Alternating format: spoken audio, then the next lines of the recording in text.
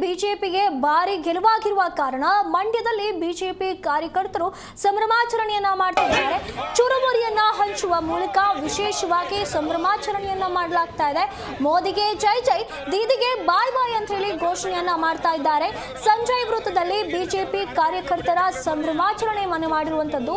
ಇಲ್ಲಿ ಇವರು ವಿಶಿಷ್ಟ ರೀತಿಯಲ್ಲಿ ಸಂಭ್ರಮಾಚರಣೆಯನ್ನ ಮಾಡ್ತಾ ಇರುವಂತದ್ದು.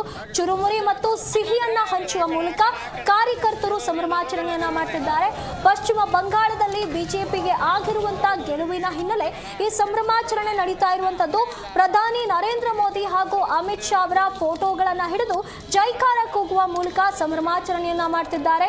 ಇನ್ನು ಪಶ್ಚಿಮ ಬಂಗಾಳದಲ್ಲಿ ಗೆಲುವು ಸಾಧಿಸಿ ಇತಿಹಾಸ ಸೃಷ್ಟಿಸಲಾಗಿದೆ ಅನ್ನುವಂತ ಮಾತುಗಳನ್ನು ಆಡ್ತಾ ಕಾರ್ಯಕರ್ತರು ಭಾರಿ ಸಂಭ್ರಮವನ್ನು ಮಾಡ್ತಿದ್ದಾರೆ.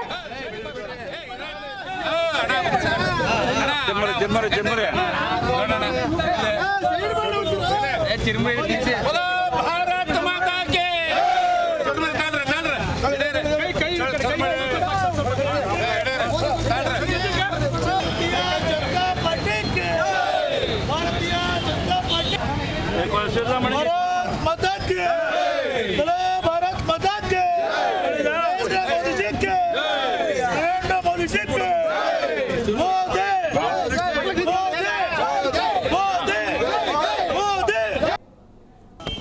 ಈ ದಿನ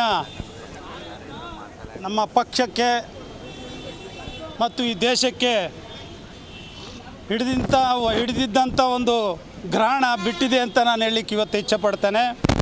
ಆ ಗ್ರಹಣ ಬಿಡಿಸಲಿಕ್ಕೆ ನಮ್ಮ ನೆಚ್ಚಿನ ಪ್ರಧಾನಮಂತ್ರಿಗಳು ಕಾರಣಕರ್ತರು. ಅದರ ಜೊತೆಯಲ್ಲೇ ನಮ್ಮ ಗೃಹ ಮಂತ್ರಿಗಳಾದಂಥ ಅಮಿತ್ ಶಾ ಜಿ ಅವರ ಶ್ರಮದ ಫಲ ಇವತ್ತು ನಾವು ವೆಸ್ಟ್ ಬೆಂಗಾಲ್ನಲ್ಲಿ ಇವತ್ತು ಜಯಶೀಲರಾಗಿದ್ದೀವಿ. ನಮ್ಮ ಪಕ್ಷ ಅಧಿಕಾರವನ್ನು ಚುಕ್ಕಾಣಿಯನ್ನು ಹಿಡಿದಿದೆ. ಕಳೆದ 15 ವರ್ಷಗಳಿಂದ ಹಿಡಿದಂಥ ಗ್ರಹಣ ವೆಸ್ಟ್ ಬೆಂಗಾಲ್ನಲ್ಲಿ ಇವತ್ತು ಬಿಟ್ಟಿದೆ. ಇದು ಮಹತ್ತರವಾಗಿ ಹಿಂದೂಗಳ ಜಯ ಅಂತ ಹೇಳಲಿಕ್ಕೆ ನಾನು ಭಾರತದ ಇತಿಹಾಸದಲ್ಲೇ ವೆಸ್ಟ್ ಬೆಂಗಾಲ್ನಲ್ಲಿ ಬಿಜೆಪಿ ವಿಜಯ ಪತಾಕೆ ಹಾರಿಸುತ್ತೆ ಅಂತ ಯಾರೂ ಕೂಡ ಮನಸ್ಸಲ್ಲಿ ಅಂದ್ಕೊಂಡಿರಲಿಲ್ಲ. ನರೇಂದ್ರ ಮೋದಿಯವರು ಪಶ್ಚಿಮ ಬಂಗಾಳದ ಚುನಾವಣಾ ಸಂದರ್ಭದಲ್ಲಿ ಚುರುಮುರಿ ತಿಂದು ನಾನು ನೆಕ್ಸ್ಟು ಪಶ್ಚಿಮ ಬಂಗಾಳದಲ್ಲಿ ಬಿಜೆಪಿ ವಿಜಯ ಪತಾಕೆ ಹಾರಿಸಿದ ನಂತರ ಬಂದು ಚುರುಮುರಿಯನ್ನು ತಿಂದು ಇಲ್ಲಿ ಸಿಹಿ ಅಂತೀನಿ ಅಂತ ಹೇಳಿದರು. ಅವರು ಚುರುಮುರಿ ತಿಂದಿದ್ದು ವೆಸ್ಟ್ ಬೆಂಗಾಲಲ್ಲಿ, ಆದರೆ ಖಾರ ಆಗಿದ್ದು ಮಾತ್ರ ಬಾಂಗ್ಲಾ ಮತ್ತು ಪಾಕಿಸ್ತಾನದ ಸಂಸದರಿಗೆ.